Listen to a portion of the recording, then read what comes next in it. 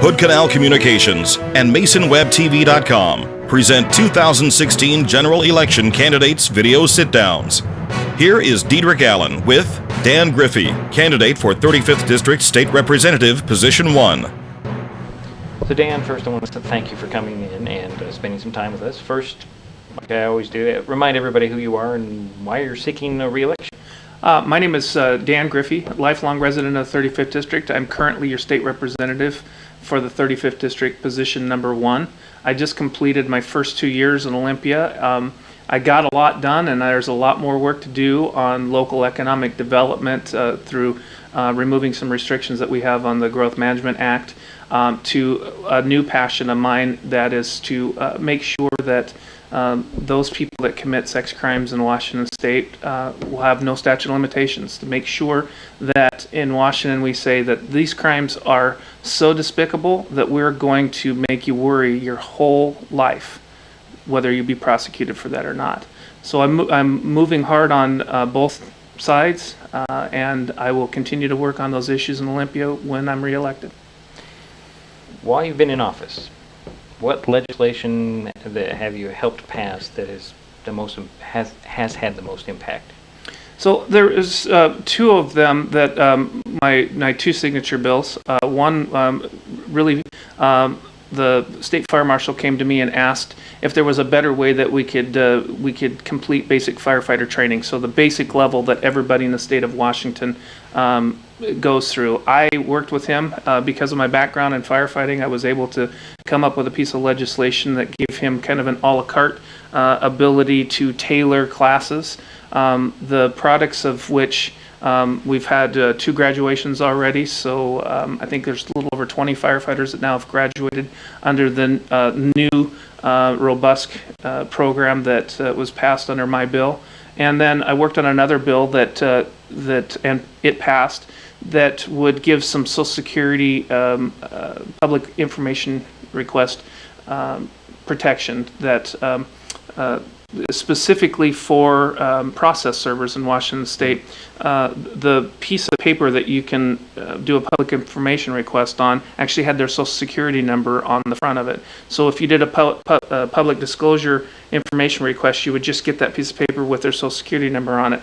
Let's face it, those people that serve you court papers you're not too happy about, and if you can do a public information request to get their Social Security number, that is not in the good interest of Washington State. We did find out is there's other loopholes in the law, and I think what makes it more important is we need to close the rest of those loopholes. County auditors came to me and said they love the bill, but they want more disclosure protection for other reasons why private information would be disclosed in a public information request. And I think as a government agency, we need to make sure that we protect those people's private financial information from being easily obtained through a public information request. So I will be working to bolster that legislation to go to all public documents. Your key issues. And there's quite a few of them. Yeah, I do have quite a few key issues. Jobs, education, fiscal responsibility, public safety, hydroelectric power, and housing. So let's briefly talk about each one of these. Okay. Which order do you want to go in? I'm going to have to start with jobs. What is your plan to create jobs? So in the 35th District, we got to first understand the problem. So the 35th District from around 1975 to around 1985 was had some of the highest employment statistics of any rural district in the state. They had some of the highest median incomes of any rural district in the state. And so let's talk about what happened. We saw a devastating loss in timber jobs, and we're seeing more losses with the mill closure and the plywood mill closure, those sort of things. What we have to do is encourage those companies like Sierra Pacific that's building a brand new state-of-the-art mill to invest in our communities, so we can start getting back some of those traditional jobs and investing in new job markets that I think are untapped at this point in time. We need to leverage our assets, and some of our assets that we can leverage is a lot of land. We have a lot of land, but we are very regulatory poor. So if we can ease some of the restrictions that cause litigation when the county agencies, your county commissioners, would rezone that land for economic activities. If we lessen some of the rules and regulations, there would be less litigation that the county would have to suffer, thus creating a more open climate and more willingness to change some zoning in some different places. So I think if we zone the properties, the businesses will come. We have a lot of assets, Highway 101, a 2-lane highway, basically all the way to Olympia, so we can get goods and services to and from. We've enjoyed some of those jobs in the past through aerospace and those sort of things. I think we can enjoy some of those jobs into the future with just some small tweaks to the Growth Management Act. Fiscal responsibility. So, well, okay. Oh, you got a question? I got a question. What do you think needs to be done? As far as fiscal responsibility, well, number one, we need to quit bonding sales tax for our public works projects. What a lot of people don't understand about that is we'll bond 30 years into the future to do a public works project, and we'll have to make a payment on that for 30 years into the future. We'll have a small shot of money in the beginning that you would get from sales tax revenue, but we have to make those payments for a long time in the future. So if we stop sales tax is one example on our public works projects that we have to bond so far into the future, would be a step closer to more fiscally responsible activities in Olympia. What are your thoughts on public safety? We have a lot to do on public safety. It's one of the committees that I really enjoy working on and take very seriously. Some of the things that have come up recently, I wrote a bill that would remove the statute of limitations on sex crimes in Washington State. So somebody committing a heinous crime like that would have to worry their entire life whether they're going to be prosecuted or not. The other thing that we've done is we're more robust on our collection of DNA data. So we actually have an ability now, if we couple both of the laws, one, how we collect the DNA and that we do collect it and put it in a database, and number two, that we have removed the statute of limitations, we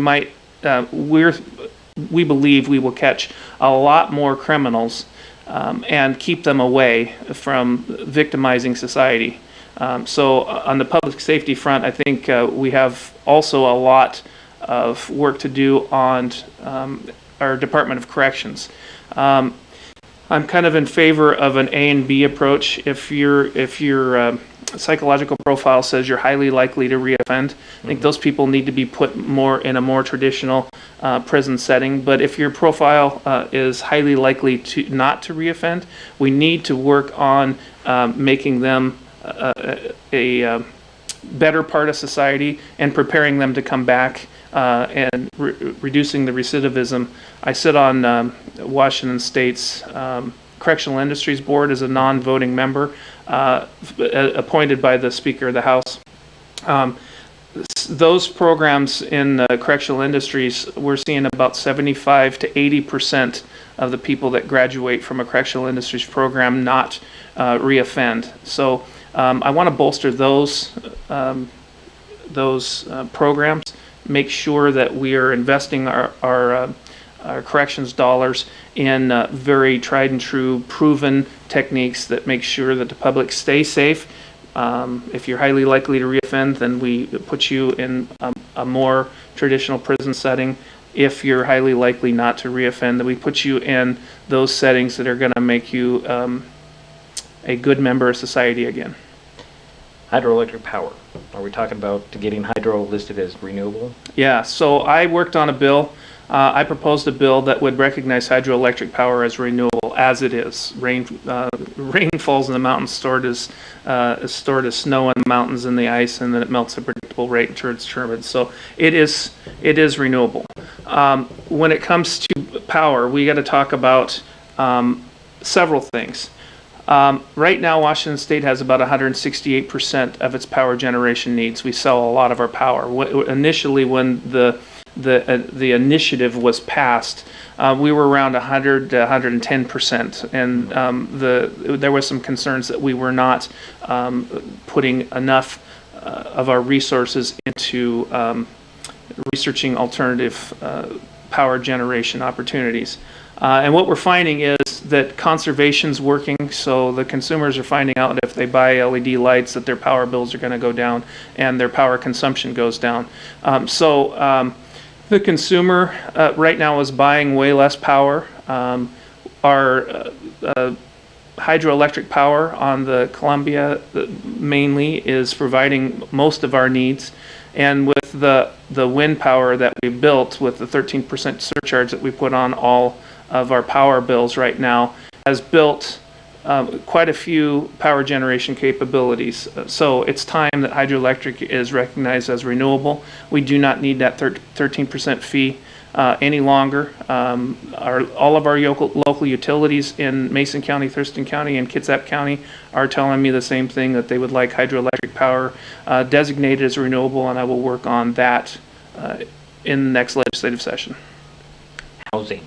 What can be done to make sure housing stays affordable? So I'm working on an initiative right now with the city of Shelton. If you talk to any of the city of Shelton commissioners, they'll tell you that I bugged each and every one of them about changing their local ordinances to allow for tiny houses. I think tiny houses is one step in a very much broader picture.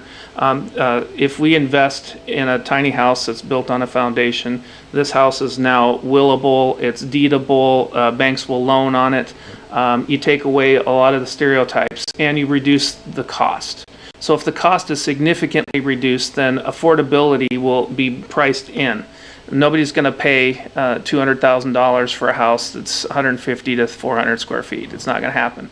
So I want to work on having, and I've already found somebody that would potentially, I'm going to get in front of the city commissioners, would potentially privately fund this opportunity. Once we we get one of these off the ground. The county commissioners are also looking into building tiny homes and rezoning.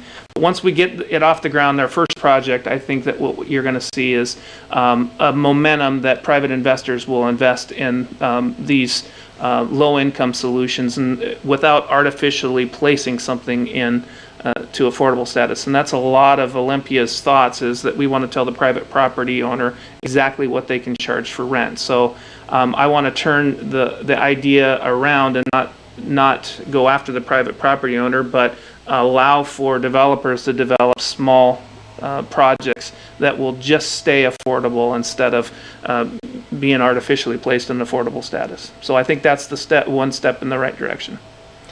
You've talked about the Growth Management Act. Excuse me. In your opinion, has it worked? So if you go under the definition that most in Olympia would like to read, it has, because the idea for a lot of people is that growth management was supposed to cause a net movement of people from the rural communities to the urban centers in higher density housing, be it apartment buildings and that sort of thing. So those things have happened. What is not working for the rural community, and not working at all, is an understanding that what we don't develop, we start losing and start moving backwards. So we have got to ease some of the regulations so the rural communities can develop locally for business growth, to entice local employers back to the district, so people don't have to drive so far, and our status we won't have to rely so much on our status as a bedroom community to solve our problems. Okay, Dan, that's all the questions that I had. Is there something that you wanted to mention? Yeah, it's truly an honor to serve you in Olympia. I want to go back and finish a lot of these issues that I've started. I think together we can find solutions on growth management to make sure that there's no more risk aversion from our local officials to trying something new, something that would benefit all of us economically. I'm going to work very hard next year to make sure we remove the statute of limitations on sex crimes. I'm going to work to make sure that we test all rape kits that we collect in Washington State. I believe that we need to coin the phrase, if you collect it, you must test it. I want to have a robust database of those DNA samples so we can start identifying the career and serial victimizers, so that our sons and daughters do not have to live in a Washington where that those sex crimes are a norm, that they're going to be very abnormal from these days forward. But I thank you so much for your time, and I would love your vote. All right, Dan Griffey, he's a Republican running for 35th District State Representative, Position 1. Thank you for taking some time.